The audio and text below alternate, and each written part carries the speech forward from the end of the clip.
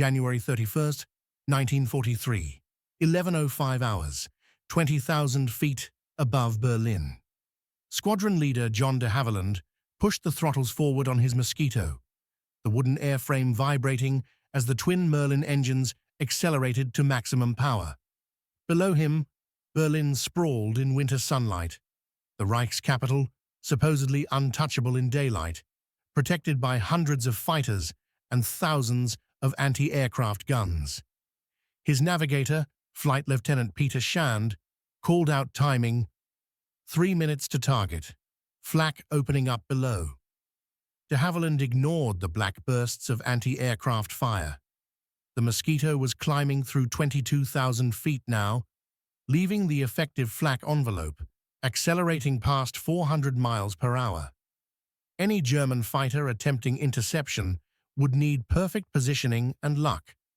The Mosquito's speed advantage made pursuit nearly impossible.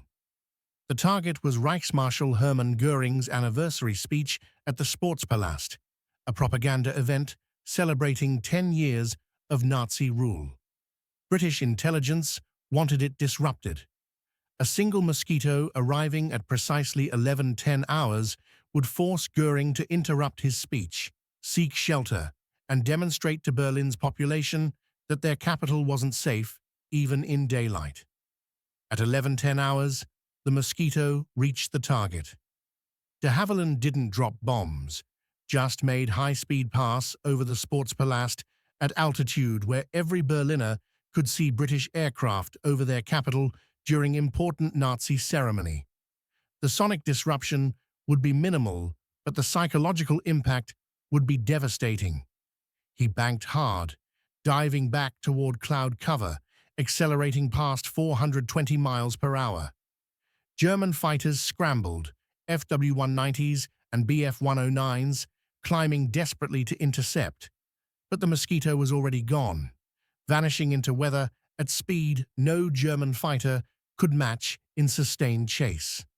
Back in Berlin, Goering resumed his speech 20 minutes later, visibly angry.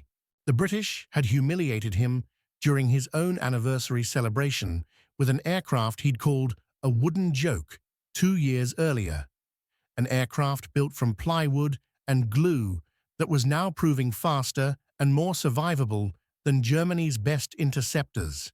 The desperate idea. The de Havilland Mosquito originated from circumstances that made conventional aircraft design impossible.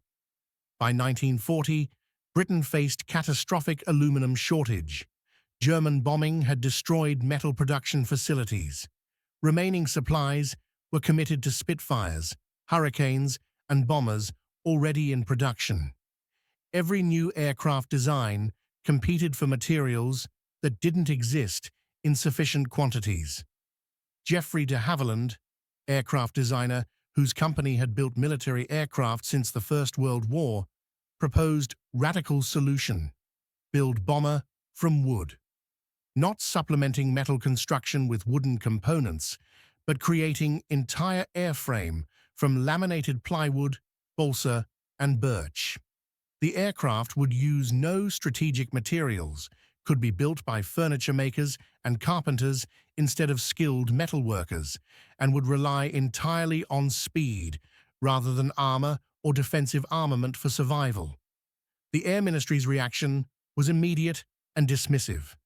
Wooden construction was obsolete, abandoned by serious aircraft manufacturers in the 1920s in favor of metal. Wood was heavy, prone to rot and warping, impossible to maintain in combat conditions, fundamentally unsuitable for modern high-performance aircraft. The proposal was absurd. De Havilland persisted with characteristic stubbornness. He'd calculated that modern construction techniques, laminated plywood, bonded with synthetic resins, carefully engineered wooden structures, could create airframe lighter than equivalent metal construction. The weight savings would enable higher speed and longer range. The aircraft would be unarmed except for bombs, relying entirely on speed to evade interception. The Air Ministry refused funding. De Havilland decided to build prototype anyway, using company resources. His team worked in converted furniture factory, employing cabinet makers and piano builders who understood, working with wood to precise tolerances. The aircraft took shape like fine furniture, carefully laminated plywood panels, precisely fitted joints, structures that looked more like luxury yacht construction than military aircraft. The wooden wonder.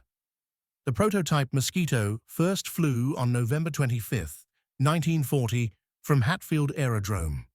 Test pilot Jeffrey de Havilland Jr., the designer's son, took off, expecting cautious evaluation flight. Instead, the aircraft performed beyond every prediction. It was fast, maneuverable, responsive, and climbed like fighter despite being bomber-sized. The wooden construction proved remarkably strong. The laminated structure distributed loads efficiently, creating airframe that was both light and rigid. The speed trials shocked observers. The Mosquito reached 388 miles per hour in level flight, faster than most contemporary fighters, dramatically faster than any bomber. With slight modifications, the design could potentially exceed 400 miles per hour, performance that would make it nearly invulnerable to interception by existing German fighters. The Air Ministry officials who'd rejected the design now faced embarrassing reality. The wooden aircraft they'd dismissed as obsolete was faster than Spitfires, climbed better than most fighters, and could be built without consuming strategic materials. They reversed their decision with remarkable speed, ordering immediate production. The production setup was unlike any other aircraft manufacturing. De Havilland contracted with furniture manufacturers across Britain, companies that built cabinets, pianos, and wooden boats. These firms had craftsmen who understood laminated wood construction, precision joinery, and working with complex curved structures. They transformed from civilian manufacturing to aircraft production with minimal retraining. The construction process used materials Britain had in abundance: birch plywood from Canada and Scotland, balsa core from Ecuador, shipped via dangerous convoy routes but not requiring scarce metals, synthetic resin adhesives from chemical companies. The complete airframe used no aluminum, no steel except for engine mounts and control systems, nothing that competed with fighter production. The manufacturing speed was extraordinary. A complete Mosquito airframe could be built in under 3,000 man-hours, dramatically less than metal bombers of equivalent size. Small workshops across Britain were producing components: wings in one location, fuselages in another, tail sections in third, all transported to assembly facilities for final construction. By early 1942, Mosquitoes were entering service across multiple roles. The original concept had been unarmed fast bomber. Reality proved the airframe was adaptable enough for reconnaissance, night fighting, ground attack, maritime strike, and pathfinder roles. The same basic design with different equipment fits could perform almost any mission RAF required. The first operations. Mosquito reconnaissance variants entered service first, flying photographic missions over occupied Europe. The missions were extraordinary. Single Mosquitoes would fly at low altitude over hostile territory, photograph German installations with precision cameras, and return before fighters could intercept. The speed and ceiling meant they could operate in conditions that would be suicidal for conventional reconnaissance aircraft. Early missions targeted German naval facilities: Brest, Wilhelmshaven, Kiel, locations where German battleships and heavy cruisers were based. The Mosquitoes would approach at wave-top height, climb rapidly to photograph targets from multiple angles, then dive back to sea level and run for England at maximum speed. German fighters would scramble, but rarely caught the intruders before they crossed the channel. The success rate was remarkable. Mosquito reconnaissance losses were under 2%, extraordinarily low compared to other reconnaissance aircraft. The combination of speed, sealing, and maneuverability meant that even when intercepted, mosquitoes could usually evade through superior performance rather than fighting. German fighter pilots found the mosquitoes frustrating to engage. Oberleutnant Joseph Priller, FW-190 pilot with over 100 victories, described attempting to intercept mosquito. You'd see it on radar, scramble immediately, climb to altitude where intercept should occur, and by the time you reached position, the mosquito was already gone. Even if you achieved visual contact, closing to firing range was nearly impossible. They were simply too fast and could outclimb us. Fighting mosquitoes was exercise in futility. The bombing raids. Mosquito bombers introduced new concept, precision raids by small formations striking specific high-value targets. Traditional bomber doctrine emphasized mass formations, hundreds of aircraft overwhelming defenses through sheer numbers. Mosquitoes enabled opposite approach, single aircraft or small formations striking with precision that heavy bombers couldn't match, relying on speed and timing rather than defensive armament. The most spectacular raids targeted Gestapo facilities.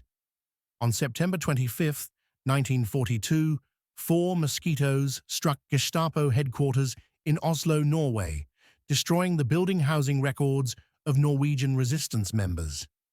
The raid was executed at rooftop height, aircraft arriving at precisely calculated time when Gestapo officers would be at lunch, bombing with accuracy that heavy bombers could never achieve, withdrawing before fighters could respond.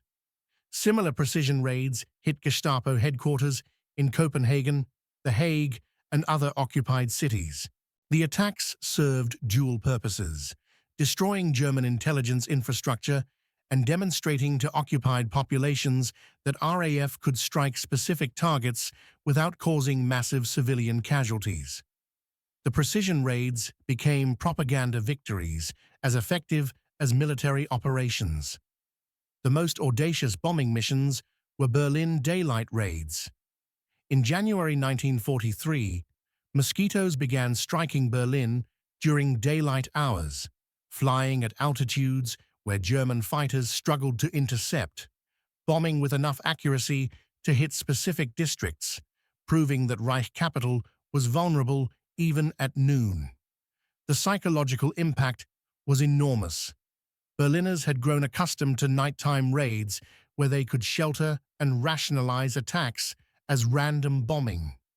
Daylight raids forced them to acknowledge that British aircraft could reach Berlin whenever they chose, that German air defenses couldn't protect the capital, that the war was being lost in skies over Germany itself. Goering's reaction to mosquito raids was increasingly desperate. He'd promised Hitler that no British aircraft would ever bomb Berlin. Now wooden aircraft were striking the capital in daylight while his Luftwaffe fighters watched helplessly. The humiliation was personal and professional. His Air Force's reputation and his own credibility were being destroyed by aircraft he'd dismissed as primitive joke. The night fighter. Mosquito night fighter variants transformed RAF's ability to defend against German bombing. The aircraft's speed and sealing made it ideal for intercepting German bombers. Equipped with radar and cannon armament, Mosquito night fighters could patrol at altitudes where German bombers operated, locate targets using airborne radar, close rapidly using speed advantage, and destroy bombers before they reached targets. The effectiveness was dramatic. German bomber losses over Britain increased significantly after Mosquito night fighters entered service.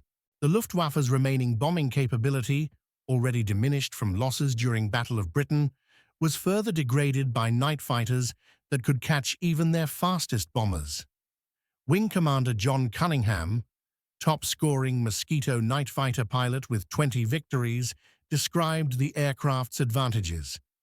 You could patrol for hours waiting for intercept, close rapidly once target was located, attack from advantageous position using speed to position yourself, and disengage if situation became unfavorable. The Mosquito gave us every tactical advantage: speed, sealing, endurance, firepower. German bombers were helpless once we located them.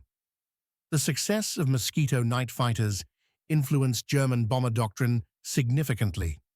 The Luftwaffe largely abandoned strategic bombing of Britain by 1942, partly because they lacked resources for sustained campaign, but also because Mosquito night fighters made losses unsustainable. Britain's night skies became dominated by RAF, reversing the threat that had seemed existential during 1940-41. Goering's admission, February 1944. Goering addressed Luftwaffe officers about state-of-air war. His speech included remarkable admission. In 1940, I could at least fly as far as Glasgow in most of my aircraft, but not now. It makes me furious when I see the Mosquito. I turn green and yellow with envy. The British, who can afford aluminum better than we can, knocked together a beautiful wooden aircraft that every piano factory over there is building, and they give it a speed which they have now increased yet again. What do you make of that? There is nothing the British do not have. They have the geniuses, and we have the nincompoops. The admission was extraordinary. The Reichsmarshal publicly acknowledging British technical superiority, admitting that wooden aircraft built by furniture makers outperformed German metal fighters built by aviation industry, confessing that Germany had lost technical war. The speech circulated through Luftwaffe and German aviation industry, demoralizing engineers and pilots who'd believed German technology was superior. The confession wasn't hyperbole. By 1944, Mosquitoes were operating with near impunity over German-controlled territory. They flew reconnaissance missions, bombing raids, pathfinder operations, marking targets for heavy bomber streams, intruder missions attacking German airfields, and maritime strikes against shipping. No single German aircraft matched the Mosquito's versatility or survivability. German attempts to develop equivalent aircraft failed repeatedly. They lacked Britain's experience with advanced wooden construction techniques. Their adhesives weren't as effective as British synthetic resins. Their manufacturing culture emphasized metal construction. German engineers and workers didn't have skills that British furniture makers brought to Mosquito production. Every German attempt to build wooden high-performance aircraft ended in disappointment. The versatility. The Mosquito's adaptability to multiple roles was unprecedented. The basic airframe could be modified for bomber, fighter, reconnaissance, pathfinder, night fighter, fighter-bomber, anti-shipping, photo-reconnaissance, meteorological, and training roles. The same essential design, wooden construction, twin Merlin engines, two-man crew, proved suitable for almost every mission RAF needed to execute. This versatility created enormous strategic value. A single production line could supply aircraft for multiple commands and purposes. Training was simplified. Pilots could transition between Mosquito variants with minimal retraining. Maintenance was standardized. Ground crews learned one airframe that served many functions rather than specializing in different aircraft types. The maritime strike variants were particularly devastating against German shipping. Armed with rockets or torpedoes, Mosquitoes attacked coastal convoys, U-boats, and surface raiders with precision that heavy bombers couldn't match. The combination of speed, low-altitude capability, and heavy armament made them deadly against ships that couldn't maneuver quickly enough to evade. The Pathfinder variants transformed bomber offensive effectiveness. Mosquitoes would arrive over targets before main bomber force, mark aiming points with colored flares using precision that eliminated much of the inaccuracy that plagued area bombing. The result was dramatically improved bombing accuracy and reduced civilian casualties from bombs missing military targets. The German failure Germany never successfully countered the Mosquito threat. They attempted several approaches. Development of faster fighters, but these required resources Germany couldn't spare and never achieved performance advantages necessary to reliably intercept Mosquitoes. Improved radar and fire control systems, but these couldn't compensate for fundamental speed disadvantage. Change tactical doctrine, but no amount of tactical sophistication could overcome the Mosquito's ability to simply outrun pursuers. The fundamental problem was that Germany had optimized for wrong priorities. German fighters emphasized armament and armor over speed and climb rate, sensible against heavy bombers, useless against Mosquitoes. German doctrine emphasized formation fighting and tactical coordination, irrelevant when targets could simply fly away faster than pursuers could follow. German aviation industry attempted to build wooden aircraft equivalents but failed repeatedly. The TA-154 Mosquito program, deliberately named after British aircraft, was plagued by adhesive problems, structural failures, and manufacturing difficulties. Only 50 were built before program cancellation. German furniture makers and carpenters lacked the experience and techniques British craftsmen had developed. The precision missions. Beyond strategic operations, Mosquitoes executed specialized missions requiring precision impossible for heavy bombers. Operation Jericho in February 1944 exemplified this capability. The mission objective was destroying Amiens prison walls to enable French resistance prisoners to escape before execution. The prison was in occupied France, surrounded by civilian buildings, requiring accuracy measured in meters rather than kilometers. 19 Mosquitoes approached at rooftop height, navigating by visual landmarks, timing arrival to coincide with guard shift changes. The lead aircraft dropped bombs directly on prison walls, blasting openings large enough for escape. Following aircraft attacked guard posts and nearby Gestapo facilities. The entire raid lasted 4 minutes. Over 200 prisoners escaped, including over 100 resistance members scheduled for execution. Similar precision missions struck V-weapon facilities, destroying V-1 launch sites and V-2 production plants with accuracy heavy bombers couldn't match. The Mosquitoes would approach at high speed and low altitude, pull up sharply over targets, release bombs at precise moment calculated to impact specific buildings, and depart before German defenses could respond effectively. The Shell House raid in Copenhagen demonstrated both capability and risk. German Gestapo used building housing Danish resistance records and prisoners. RAF planners determined only Mosquitoes could strike specific building without destroying surrounding civilian structures. The raid in March 1945 involved 26 aircraft attacking in waves, bombing from rooftop height despite anti-aircraft fire and risk of hitting civilian areas. The mission succeeded. Gestapo headquarters destroyed, resistance prisoners escaped, but cost was significant, with several Mosquitoes lost to defensive fire. The training challenge. Converting pilots to Mosquito operations required overcoming deeply ingrained assumptions about bomber operations. Traditional bomber pilots were trained for formation flying, defensive tactics, relying on armor and guns for protection.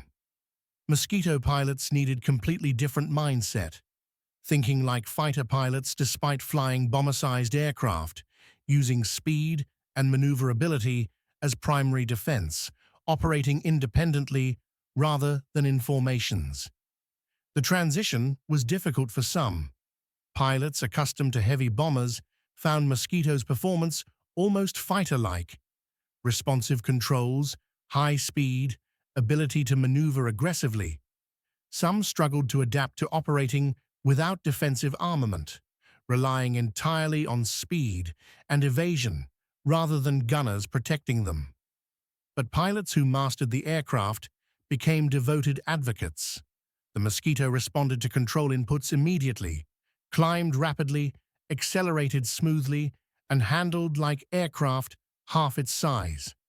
Pilots described it as wanting to fly, an aircraft that made difficult maneuvers feel natural, that rewarded aggressive flying, that gave pilots confidence they could handle any situation through performance rather than defensive measures.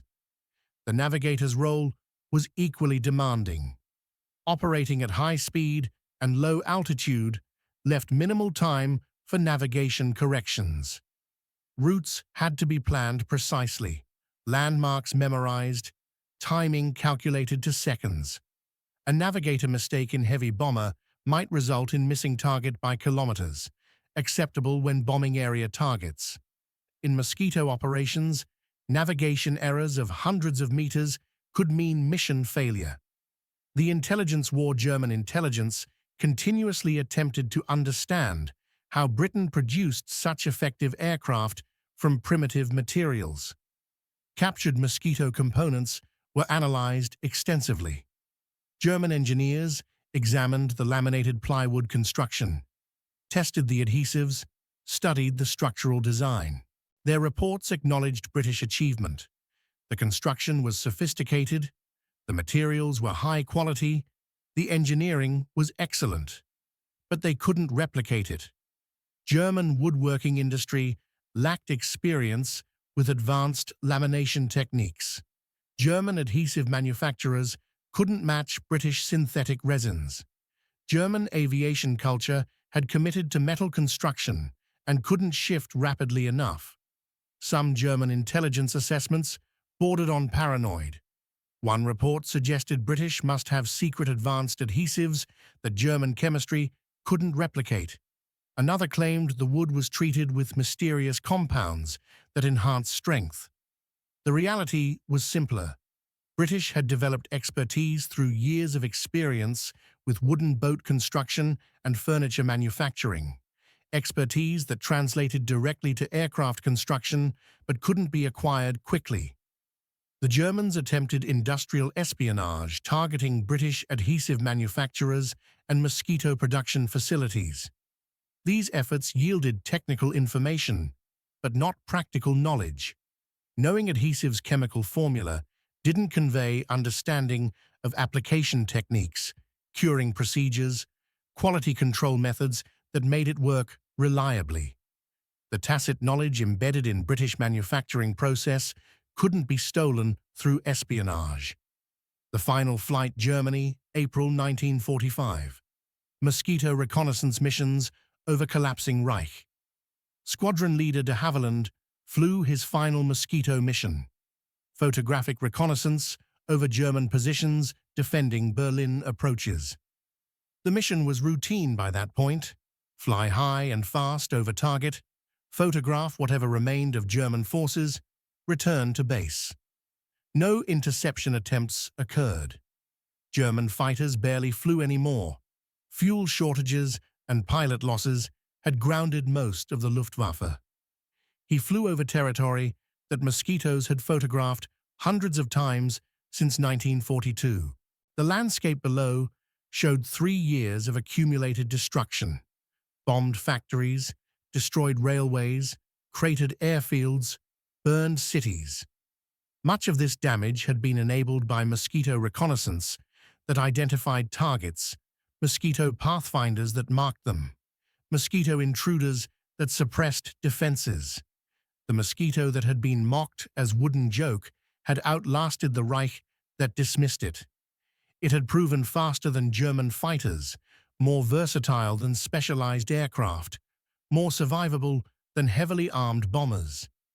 It had flown over Berlin in daylight, while Goering raged helplessly. It had disrupted Nazi ceremonies, photographed military installations, guided bomber streams, destroyed ships, intercepted bombers, and demonstrated British technical competence in ways that destroyed German morale. De Havilland banked toward England, the wooden airframe responding smoothly to controls, the Merlin engines running perfectly after 5 years of continuous development and refinement. Below him, Germany burned, destroyed by bombers that Mosquito pathfinders had marked, defended by forces that Mosquito reconnaissance had photographed, demoralized by raids that Mosquitoes had executed with impunity. The aircraft that began as desperate improvisation had become war-winning weapon, not through brute force or overwhelming numbers, but through superior performance achieved by thinking differently about fundamental problems. Britain had won through innovation, born of necessity, creating solutions that worked precisely because they abandoned conventional thinking that constrained German engineering.